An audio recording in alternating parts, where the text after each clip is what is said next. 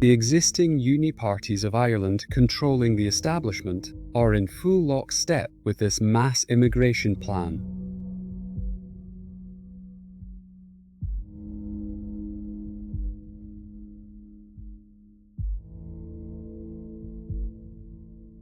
It not only shows a responsibility from the south to the north to the south, but also creates a society here where we can bring in people. We have to start planning for being an island to 10 million people, and among that, bringing in people as refugees in scale, not just 200, but a much larger number than that, and managing it as we do.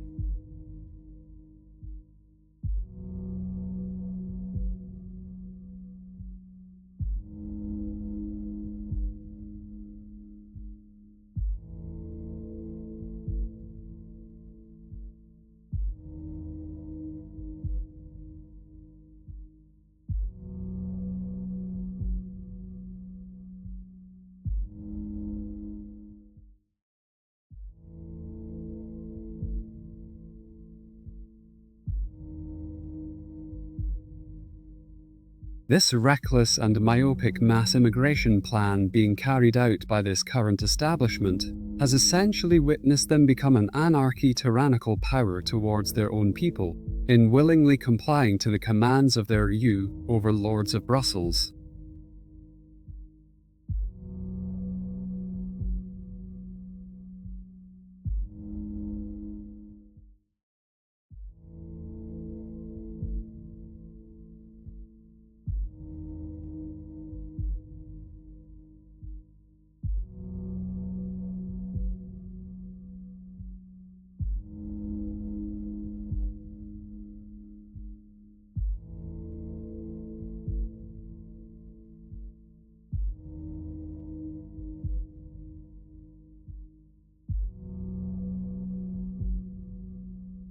Evidence shows clearly they are doing so at the sacrifice of Irish social cohesion and demographical landscape, while lining the pockets of profiteering native landlords, property owners, as well as international hedge and vulture funds.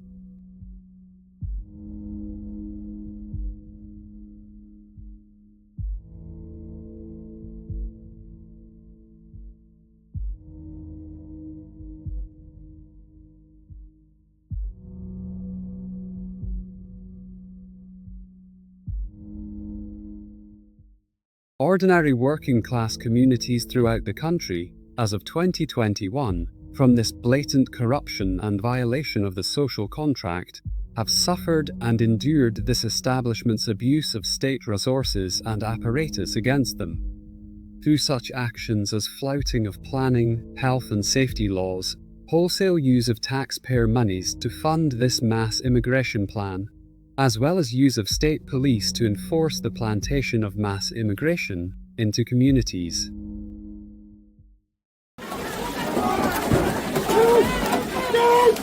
Get back! Get back! I'm going!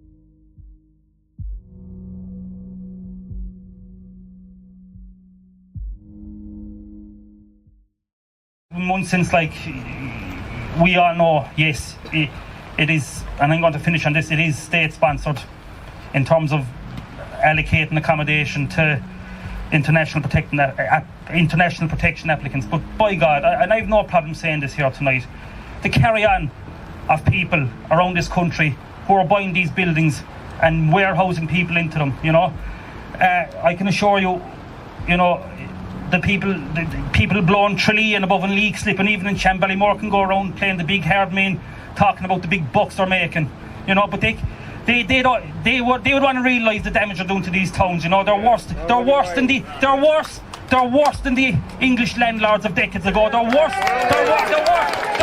than any.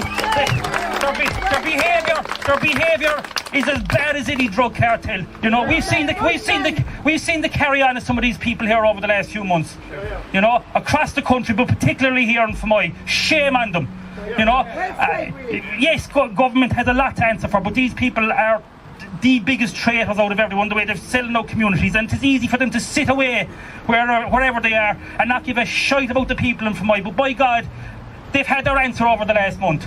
They have their answer here tonight. Okay?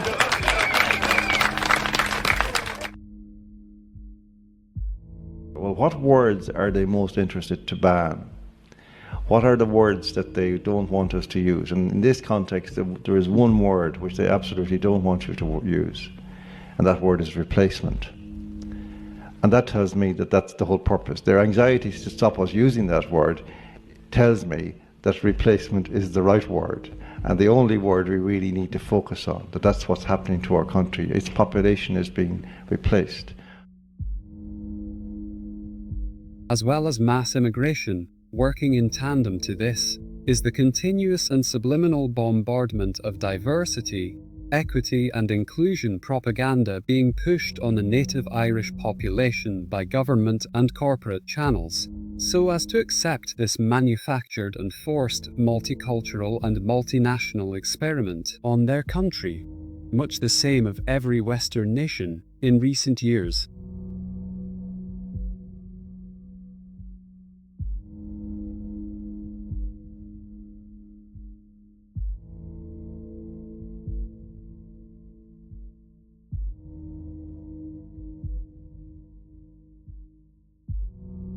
In 2021, 45 of the country's largest companies signed up to what was called the Elevate Pledge, effectively being an intentional initiative to create work competition for Irish people in their own homeland, by these companies pledging to hire immigrants of colour where and when instead of native Irish.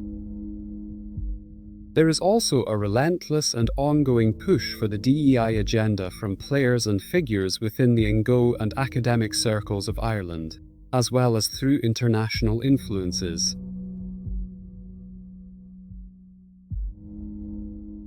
The argument given for this mass immigration of the Third World in particular, from both the EU and UN, is the need for aging Western populations to be cared for in old age, for more workers to generate more taxes so as to maintain pension levels, as well as what appears to be the main reason of the supposedly dramatic fall in Western birth rates in recent years.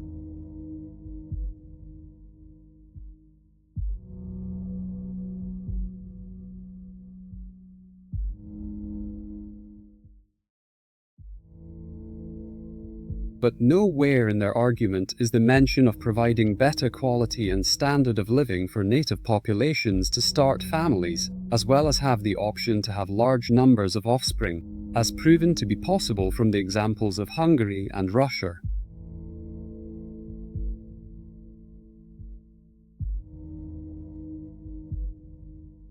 On the contrary, mass immigration of the Third World is proving to have disastrous consequences, while exacting huge tolls on Western nations in terms of housing, welfare as well as culture clashes, leading to social breakdown, resulting in religious, sexual and other forms of violence.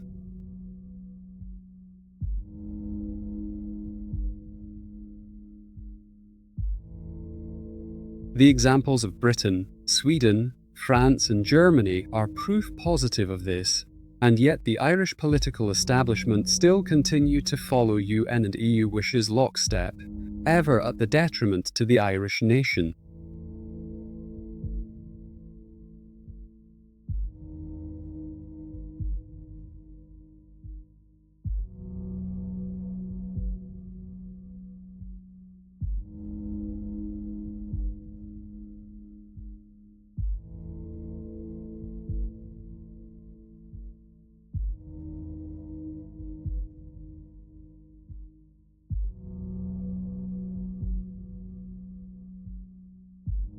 Ireland is far too small and unique a country to accommodate such rapid changes, already visible as of 2024. The situation of both mass immigration, legal and international protection based, if continued, will irrevocably change Ireland and the Irish nation forever.